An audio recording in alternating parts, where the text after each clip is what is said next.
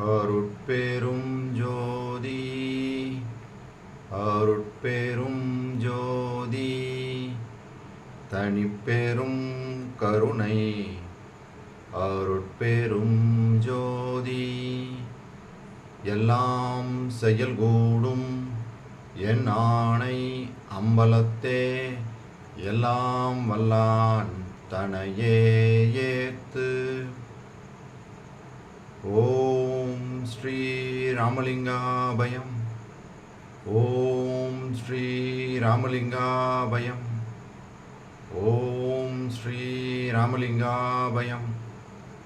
எல்லோருக்கும் வணக்கம். இது எனது யூடியூப் சேனலான எல்லாம் செயல்கூடும் வள்ளலார். நான் வள்ளலார் முத்து பேசுகிறேன். இன்றைய பதிவில் நாம் தற்சுதந்திரம் இன்மை என்ற தலைப்பின் கீழ் வரும் 5வது பாடலுக்கான விளக்கத்தை பார்க்க இருக்கின்றோம். முதலில் நான் பாடல் வரிகளை படிக்கிறேன், பின்பு விளக்கத்தை பார்ப்போம். உடுப்பவனும் உண்பவனும் நானே என்னவும் நாணம் உருவதெந்தாய், தடுப்பவனும் தடை தீர்த்து கொடுப்பவனும் பிறப்பு தன்னை நீக்கி எடுப்பவனும் காப்பவனும் இன்ப அனுபவ உருவாய் என்னுள் ஓங்கி அடுப்பவனும் நீ என்றால் அந்தோ இச்சிறியனால் ஆவது என்னே. இதுதான் இந்த 5வது பாடல். இந்த பாடலுக்கு விளக்கம்: எந்தை பெருமானே, உடுப்பவை உடுப்பவனும் உண்பதை உண்பவனும் நானே என்று நினைத்ததற்காக வெட்கம் உண்டாகின்றது. ஒரு காரியத்தை செய்யும்போது தடை செய்பவனும் அத்தடையை நீக்குபவனும் நீ. ஏனைய பிறப்பில் பிறக்கச் செய்யாமல் உயர் பிறப்பாகிய இந்த மனித பிறப்பில் என்னை பிறக்கச் செய்து என்னை எடுத்து காப்பவனும் இன்ப அனுபவ உருவாய் என்னுள் கலந்து இருப்பவனும் நீ என்றால் ஐயோ, இந்த சிறியனால் ஆவது ஒன்றும் இல்லை. இதுதான் இந்த 5வது பாடலுக்கான விளக்கம். அருமையான பாடல். அதாவது என்ன சொல்கிறாங்க பாருங்க, உடுப்பவை உண்பவை இதெல்லாம் நான் அப்படின்னு நினச்சாலே எனக்கு வெட்கம் வருது. ஏன்னா இதையெல்லாம் செய்பவன் நீ, காரணமாக இருந்து செய்பவன் நீ, நான் எல்லாம் காரியம்தான். இந்த உண்மையை உணராமல் இதெல்லாம் நான் தான் சாப்பிட்றேன், நான் தான் செய்கிறேன், நான் தான் எல்லா வேலைகளையும் ஓடி ஓடி செஞ்சுக்கிட்டு இருக்கேன் அப்படின்றதெல்லாம் இதெல்லாம் நினைக்கும் போது எனக்கு வெட்கம் ஏற்படுது அப்படின்றாங்க. ஏன்னா நீ தான் காரணமாக இருந்து என்னை காரியப்படுத்துகின்றாய் அப்படின்னு தான் சொல்கிறாங்க. ஒரு காரியத்தை செய்யும்போது தடை செய்பவனும் அந்த தடையை தவிர்ப்பவனும் நீதான் அப்படின்னு சொல்கிறாங்க. சொன்னவங்க உயர் பிறப்பாகிய இந்த மனித பிறப்பில் பிறக்கச் செய்து, அதாவது ஏனைய பிறப்புகளில் பிறக்கச் செய்யாமல் உயர் பிறப்பாகி இந்த மனித பிறப்பில் பிறக்கச் செய்து இன்ப அனுபவ உருவாய் என்னுள் கலந்து இருப்பவனும் நீதான் எனும்போது இந்த சிறியவனால் ஆவது என்ன அப்படின்னு இறைவன்கிட்ட வேண்டுறாங்க. அப்போ இதுவும் நான்றது இங்கே எதுவுமே இல்லை, எல்லாமே நீதான் அப்படின்றது தான் இந்த பாடல் மூலமாக தொக்கி நிற்கிது. சொல்ல வர விஷயம் அதுதான். அப்போ இந்த மாதிரி இருக்கும்போது வள்ளல் பெருமான் நம்ம ரெஃபரன்ஸ் என்ன செய்யலாம் அப்படின்னு பார்த்தோம்னா, அதே இது உரைநடை பகுதியில் சமரச சன்மார்க்க சத்திய சிறு விண்ணப்பம், அந்த சிறு விண்ணப்பத்தில் மாணிக்கவாசக பெருமான் சொன்னதை ரெஃபரன்ஸாக வச்சு வள்ளல் பெருமானும் நாம் பலவிதமான பிறவிகளில் பிறந்து உழன்று தான் இந்த ஒப்பற்ற மனித பிறவிக்கு வந்திருக்கிறோம் அப்படின்றத டீட்டெயிலாக சொல்கிறாங்க. ஒவ்வொரு பிறவியிலையும் நாம் என்னென்ன அவஸ்தைகள் சங்கடங்களெல்லாம் அனுபவித்து அதுக்கப்புறம் ஒன்று ஒன்றா மேலேறி இந்த உயர் பிறப்பாகிய மனித பிறப்பிற்கு வந்திருக்கிறோம் அப்படின்றத தெளிவாக சொல்லியிருக்கிறாங்க. முதல்ல அந்த மாணிக்கவாசகருடைய அந்த பாடல் அதை பாடி அதோட வள்ளல் பெருமான் சொல்லியிருக்கிற விஷயங்களையும் தெரிஞ்சுக்கலாம். அவர் எப்படி இந்த மனித பிறப்பை உயர்வாக சொல்கிறாங்க, அதுக்கு காரணம் என்ன அப்படின்றதையும் தெரிஞ்சுக்கலாம். இங்கே பாருங்கள், இந்த பாடல் அதாவது சிவபுராணம் திருவாசகத்தில் வரக்கூடிய சிவபுராணத்தில் இந்த பாடல்: புல்லாகி பூடாய் புழுவாய் மரமாகி பல்விருகமாகி பறவையாய் பாம்பாய் கல்லாய் மனிதராய் பேயாய் கணங்களாய் வல்லவராகி வல்லசுரராகி முனிவராய் தேவராய் செல்லா நின்ற இத்தாவர சங்கமத்துள் எல்லா பிறப்பும் பிறந்து இளைத்தேன் எம்பெருமான். இது மாணிக்கவாசகர் சொல்கிறாங்க. எல்லா பிறப்பையும் எத்தனை விதமான பிறப்புகள் சொல்லிட்டாங்க பாருங்க. இதே இதை இந்த சத்திய சிறு விண்ணப்பத்தில் வள்ளல் பெருமான் என்ன சொல்கிறாங்க அப்படின்னா, ஒவ்வொரு பிறவியிலையும் என்னென்ன அவஸ்தைகள்லாம் பெற்றிருக்கோம் அப்படின்னு டீட்டெயிலாகவே சொல்கிறாங்க. புல், நெல், மரம், செடி, கொடியாக இருந்தோம். அதில் பலவிதமான அவஸ்தைகளை அனுபவித்தோம்.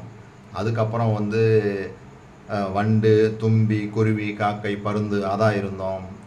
அதுலேயும் நிறைய பிரச்சனைகள் அனுபவித்தோம். இப்படின்னு வரிசையாக ஒவ்வொரு பிறப்புகளுக்கும் டீட்டெயிலாக சொல்லிட்டு வராங்க. சொன்னவங்க, அங்கனம் யாங்கள் அப்பிறவிகள் தோறும் அடைந்த அலுப்பும் அச்சமும் அவலமும் களைப்பும் துன்பமும் திருவுளத்து அடைத்து இறங்கி அருளி அழியா பெருவாழ்வை பெறுதற்கு உரிய உயரறிவுடைய இம்மனித தேகத்தில் செலுத்தி அருளிய தேவரீரது பெருங்கருணைக்கு யாங்கள் செய்யும் கைமாறு ஒன்றும் தெரிந்தோம் இல்லை.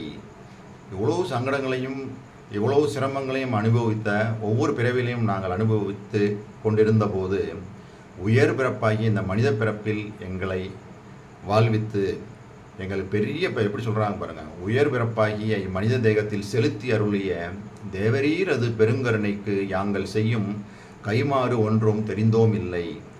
உயிர்களின் அகத்தும் புறத்தும் அகப்புறத்தும் புறப்புறத்தும் நீக்கமின்றி நிறைந்து விளங்குகின்ற அருட்பெரும் ஜோதி ஆண்டவரே, இம்மனித தேகத்தில் செலுத்திய காலத்திலும் தாய் வயிற்றிலும் சிசு பருவத்திலும் குமாரப் பருவத்திலும் பலவேறு அவத்தைகளால் அறிவின்றி இருந்தோம். ஆகலில் தேவரீர் பெருங்கருணை திறத்தை அறிந்து கொள்ளாமல் வீண்போது கழித்தோம். அப்பருவம் கழிய இப்பருவத்தினிடத்தே எல்லா அண்டங்களையும் எல்லா உலகங்களையும் எல்லா உயிர்களையும் எல்லா பொருள்களையும் மற்ற எல்லாவற்றையும் தோற்றுவித்தும் விளக்கம் செய்வித்தும் துரிசு நீக்குவித்தும் பக்குவம் வருவித்தும் பலன் தருவித்தும் எங்கும் பூரணராகி விளங்குகின்ற ஓர் உண்மை கடவுள் உண்டென்றும் அக்கடவுளை உண்மை அன்பால் கருத்தில் கருதி வழிபாடு செய்யின் அக்கடவுள் திருவருள் நமது கருத்தின்கண் வெளிப்பட்டு விளங்குமென்றும் அத்திருவருள் விளக்கத்தால் மரணம், பிணி, மூப்பு, பயம், துன்பம் முதலிய அவத்தைகள் எல்லாவற்றையும் தவிர்த்து எக்காலத்தும் எவ்விடத்தும் எவ்விதத்தும் எவ்வளவும் தடைபடாத பேரின்ப சித்தி பெருவாழ்வை அடைதல் கூடுமென்றும் எங்கள் அறிவில் தேவரீர் திருவருளால் உண்மைப்பட உணர்த்தி அருளப் பெற்றோம். எவ்வளோ அருமையாக சொல்கிறாங்க பாருங்கள். ஒவ்வொரு வார்த்தைகளும் எதையுமே நம்ம நீக்க முடியாது. எவ்வளோ தெளிவான விளக்கம் பாருங்கள். அதாவது பலவிதமான பிறவிகளில் பலவிதமான அவஸ்தைகள் நம்ம பட்டிருப்போம். அதில் எல்லாம் நாம் இருந்து இந்த உயர் பிறப்பாகிய மனித பிறப்பில் நம்மளை செலுத்தி நம்மளுக்கு இந்த பிறவியிலையும் நம்ம உண்மையை அறிந்து கொள்ளாமல் வீண் போது கழித்தோம் அப்படின்றாங்க. உண்மையை தெரிஞ்சு கொள்ளல. உண்மை கடவுள் ஒருத்தர் இருக்கிறாரு, அவரை உண்மை அன்பால் கருத்தில் கருதி வழிபாடு செய்யின் அப்படின்றாங்க. நம்ம அந்த உண்மை கடவுளையும் தெரிந்து கொள்ளலை, உண்மை அன்பாலையும் நம்ம வழிபாடு செய்யலை அப்படின்றாங்க. அருமையாக சொல்கிறாங்க. அப்போ எல்லாம் செய்ய வல்லவராகிய ஒரு கடவுள், எவ்வளோ அருமையாக டெஃபனிஷன் பாருங்கள். நீங்கள் வாய்ப்பு கிடச்சா இந்த சத்திய சிறு விண்ணப்பம், சத்திய பெரு விண்ணப்பம் எல்லா விண்ணப்பங்களையும் படித்து பாருங்கள். அருமையாக இருக்கும். அதாவது பாருங்கள், இப்போ எவ்வளோ அருமையாக வார்த்தைகள்லாம் போட்டாங்க பார்த்தீங்களா. அவர் சொல்கிற கடவுளையும் சொல்லிட்டாங்க. சொன்னவங்க எங்கும் பூரணராக விளங்குகின்ற ஓர் உண்மை கடவுள் உண்டென்றும் அக்கடவுளை உண்மை அன்பால் கருத்தில் கருதி வழிபாடு செய்யின் அக்கடவுள் திருவருள் நமது கருத்தின்கண் வெளிப்பட்டு விளங்குமென்றும் அத்திருவருள் விளக்கத்தால் மரணம், பிணி, மூப்பு, பயம், துன்பம் முதலிய அவத்தைகள் எல்லாவற்றையும் தவிர்த்து எக்காலத்தும் எவ்விடத்தும் எவ்விதத்தும் எவ்வளவும் தடைபடாத பேரின்ப சித்தி பெருவாழ்வு அடைதல் கூடுமென்றும் எங்கள் அறிவில் தேவரீர் அருளால் உண்மைப்பட உணர்த்தி அருளப் பெற்றோம். அருமையாக சொல்லியிருக்காங்க. அப்போ நம்ம உண்மை கடவுளை உண்மை அன்பால் கருத்தில் கருதி வழிபாடு செய்யணும். அப்படி செஞ்சோம்னா நம்மளுக்கு மரணம், பிணி, மூப்பு, பயம், துன்பம் முதலிய அவத்தைகள் எல்லாம் நீங்கி மரணமில்லா பெருவாழ்வில் வாழலாம் அப்படின்றது சிறப்பாக சத்தியமான வார்த்தையாக வள்ளல் பெருமான் சொல்லியிருக்காங்க. சொன்னவங்க அப்படியே சத்திய பெரு விண்ணப்பம் ரெண்டாவது விண்ணப்பம் வைக்கிறாங்க. சமரச சுத்த சன்மார்க்க சத்திய பெரு விண்ணப்பம். இதில் வந்து எப்படி சொல்கிறாங்க பாருங்க.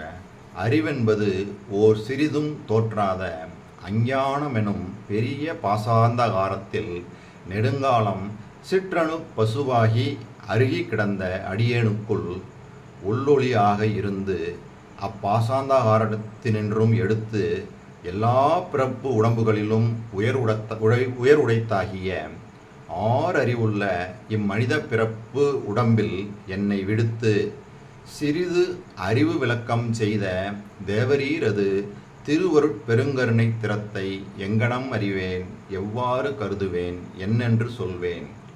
பாருங்க, இங்கேயும் வந்து எவ்வளோ அறிவாக எப்படி அருமையாக சொல்கிறாங்க பாருங்க. இந்த உயர் பிறப்பாகிய இந்த மனித பிறப்பில் என்னை விடுத்து சிறிது அறிவு விளக்கம் செய்த தேவரீரது திருவருட் பெருங்கருணை திறத்தை எங்கனம் அறிவேன், எவ்வாறு கருதுவேன், என்னென்று சொல்வேன் அப்படின்னு சொன்னவங்க அடுத்து சொல்கிறாங்க. அடுத்து வந்து இந்த ஒவ்வொரு பருவமாக இருக்குது பார்த்தீங்களா, குழந்தை பருவம், குமார பருவம், ஒவ்வொரு பருவத்திலையும் பலவிதமான அவஸ்தைகளில் நம்ம அனுபவிக்கிறோம். அதாவது ஈவன் அந்த கருப்பையில் இருக்கும்போதும் நாம் பலவிதமான அவஸ்தைகள்லாம் பெற்று தான் ஒவ்வொரு படியாக மேலே ஏறி வர்றோம் அப்படின்னு சொல்கிறாங்க. அந்த அவஸ்தைகள் எல்லாம் டீட்டெயிலாக சொல்லியிருக்காங்க. ஆனால் அதில் இருந்து எல்லாம் காத்து நம்மளை மேலேற்றி கொண்டு வருபவன் அந்த இறைவன் தான் அப்படின்றத அருமையாக சொல்லியிருக்காங்க. இதையும் நீங்கள் சமயம் கிடைக்கும்போது இந்த பெருவிண்ணப்பத்தையும் படிங்க. அப்போ தான் உங்களுக்கு புரியும் வள்ளல் பெருமான் சொல்லக்கூடிய அந்த கடவுள் எப்படிப்பட்டவர் அப்படின்றது அப்போ தான் உங்களுக்கு புரியும்.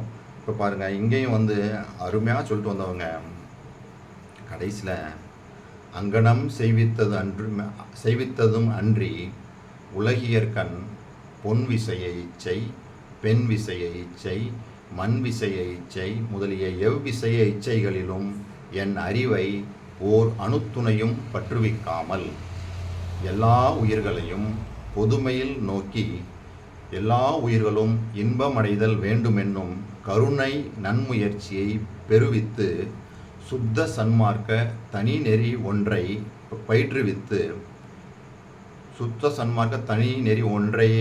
பற்றுவித்து எக்காலத்தும் நாசமடையாத சுத்த தேகம், பிரணவ தேகம், ஞான தேகம் என்னும் சாகா கலா அனுபவ தேகங்களும் தன் சுதந்திரத்தால் தத்துவங்கள் எல்லாவற்றையும் நடத்துகின்ற தனிப்பெரும் வல்லபமும் கடவுள் ஒருவரே என்கின்ற உண்மை ஞானமும் கருமசித்தி, யோக சித்தி, ஞான சித்தி முதலிய எல்லா சித்திகளும் பெறுகின்ற அருட்பேரும் பெற்று வாழ்கின்ற பேரின்ப சித்திகளும் பெறுகின்ற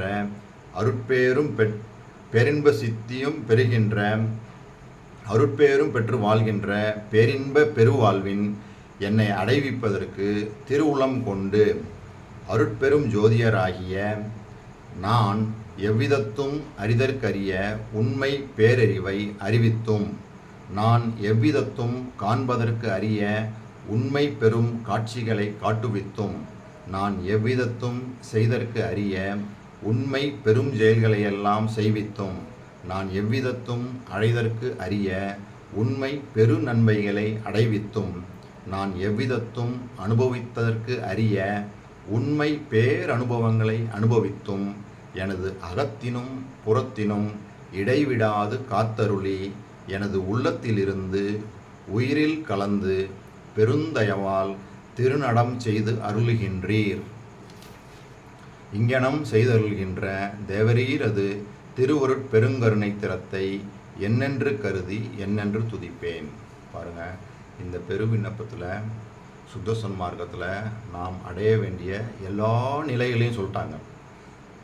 எப்படி நம்ம வந்து இந்த உலகியலில் இருக்கக்கூடிய பொன் விசைய இச்சை, பெண் விசைய இச்சை, மண் விசைய இச்சை அதில் தொடங்கி நாம் பெற வேண்டிய அந்த புருஷார்த்தங்கள் எல்லாத்தையுமே சொல்கிறாங்க. எதெல்லாம் நம்ம பெறணும், அதாவது சுத்த தேகம், பிரணவ தேகம், ஞான தேகம் அதை பெறணும். கர்ம சித்தி, யோக சித்தி, ஞான சித்தி அந்த சித்திகளை எல்லாம் பெறணும். இதையெல்லாம் பெற்று எல்லா விதமான அனுபவங்களையும் அருமையாக சொல்கிறாங்க பாருங்கள். எல்லா விதமான அனுபவங்களையும் பெற்று கடைசியாக சொல்கிறாங்க பாருங்கள். வள்ளல் பெருமான் இந்த 5வது பாடலில் சொல்கிறது மாதிரி, அதாவது ஏனைய பிறப்பில் பிறக்கச் செய்யாமல் உயர் பிறப்பாகிய இந்த மனித பிறப்பில் பிறக்கச் செய்து என்னை எடுத்து காப்பவனும் இன்ப அனுபவ உருவாய் என்னுள் கலந்து இருப்பதும் நீ என்றால் ஐயோ இந்த சிறிய நாள் ஆவது என்ன அப்படின்றாங்க. அப்போ இங்கேயும் என்ன சொல்கிறாங்க பாருங்க, கடைசியாக முடிக்கும்போது நான் எவ்விதத்தும் அனுபவித்திற்கு அறிய உண்மை பேர் அனுபவங்களை அனுபவித்தும் எனது அகத்திலும் புறத்திலும் இடைவிடாது காத்தருளி எனது உள்ளத்திலிருந்து உயிரில் கலந்து பெருந்தயவால் திருநடம் செய்து அருளுகின்றீர். அருமையாக சொல்கிறாங்க. அப்போ வள்ளல் பெருமான் சொல்ல வர விஷயம் மிகவும் தெளிவாக இருக்குது. நாம் இந்த சுத்த சன்மார்க்க நெறியில் அவர் சொன்னது மாதிரியே பயணப்படணும். உண்மை கடவுள் ஒருவர் உண்டென்றும் சிறு விண்ணப்பத்தில் பார்த்தோம் பாருங்க. அந்த உண்மை கடவுளை எப்படி வழிபடணும்? உண்மை அன்பால் கருத்தில் கருதி வழிபாடு செய்யணும். அப்படி செய்யும்போது நம்மளுக்கு என்ன கிடைக்கும்? மரணம், பிணி, மூப்பு, பயம், துன்பம், இந்த அவத்தைகள் எல்லாம் நீங்கிடும் அப்படின்றாங்க. அப்படி நீங்கி இந்த 2வது விண்ணப்பத்தில் எப்படி சொல்கிறாங்க? அவர் தான் உயிரிலிருந்து உள்ளத்திலிருந்து உயிரில் கலக்கிறான் அப்படின்றாங்க. இங்கேயும் அந்த கலப்பை பற்றி தான் சொல்கிறாங்க. அப்போ நம்ம இந்த நிலைக்கு தான் போகணும். அந்த நிலைக்கு போகாமல் நம்ம வீணாக போயிடக்கூடாது. அதை தான் வள்ளல் பெருமான் ஒவ்வொரு பாடலையும் சொல்லிட்டு வராங்க. நம்மளை மேல்நிலையில் ஏற்றுறதுக்கு தான் அருமையான இந்த வழிகள்லாம் சொல்லிட்டு வராங்க. தலைப்பும் எப்படி வச்சுருக்காங்க? தற்சுதந்திரமின்மை. நம்மளுக்குன்னு ஒரு சுதந்திரம் இல்லை. எல்லாம் கடவுள் தான் நம்மளை வழி நடத்துகின்றான். அவன்தான் காரணமாக இருந்து நம்மளுடைய உடம்பில் நம்மளை காரியப்படுத்தி வழி நடத்துகின்றான் அப்படின்ற இந்த சிந்தனையை நம்ம எப்பயுமே வச்சுருக்கிறோம். வள்ளல் பெருமான் சுத்த சன்மார்க்கத்தில் சொல்ல அனைத்து விஷயங்களுமே நம்மளை மேலேற்றுவதற்காகத்தான் என்ற அந்த சிந்தனையோடு நான் இந்த வீடியோவை நிறைவு செய்கின்றேன். இதுவரை பொறுமை காத்து எனது வீடியோவை பார்த்த உங்களுக்கு கோடான கோடி நமஸ்காரங்களும் நன்றிகளும். மீண்டும் நாளைய பதிவில் நாம் 6வது பாடலுக்கான விளக்கத்தை பார்ப்போம். அருட்பெரும் ஜோதி அருட்பெரும் ஜோதி தனிப்பெரும் கருணை அருட்பெரும் ஜோதி.